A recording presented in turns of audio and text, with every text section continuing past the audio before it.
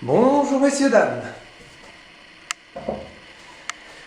J'ai développé avec vous les fonctionnalités du BIOS. J'allais dire, un manque de chance, j'ai mal développé avec vous comment on change la pile. Où était le petit cliquet dont je parlais? Le petit bouton. Ok, donc vous voulez changer une pile du BIOS qui est morte.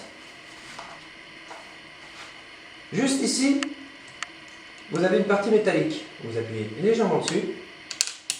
Et normalement la pile bondit. Ensuite, vous prenez votre pile neuve et vous l'installez tout simplement dans son nouveau logement. Comme ceci. Et c'est fini. Je vais être obligé de revenir sur les fonctionnalités du BIOS. Il faut savoir que le BIOS n'est pas le Cosmo. Les deux sont complètement différents. Le Cosmo a sa fonctionnalité propre et dépend de la pile comme le BIOS d'une certaine façon.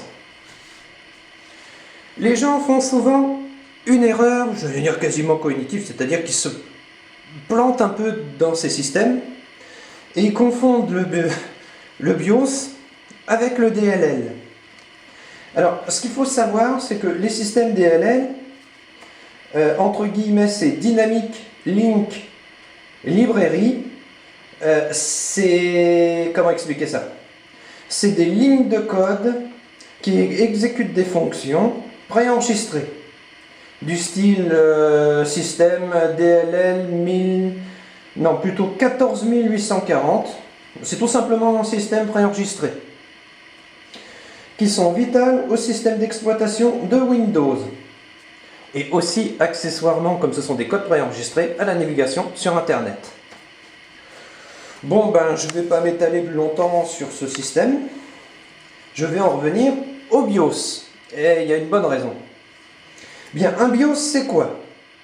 Eh bien, la puce BIOS, c'est le système de base qui permet l'enregistrement et le désenregistrement des composants connectés sur la carte mère.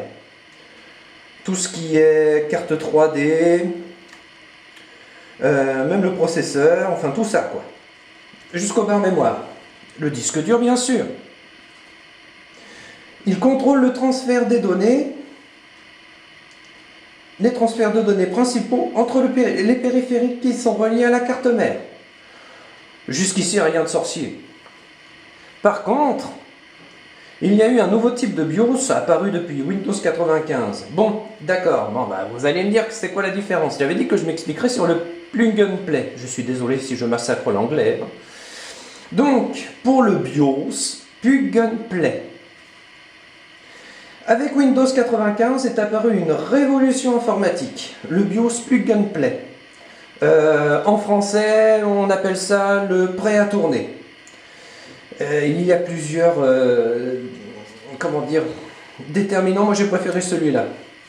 Cette merveille a permis une installation simplifiée des différents éléments installés sur une machine et sans avoir à la redémarrer. Ça veut dire que normalement vous n'avez pas à passer par les systèmes IRK et autres. Ça facilite, comment dire, la mise en place des éléments sur une machine. Voilà. Donc je crois que j'ai fait, comment dire, démonstration de ce que c'était.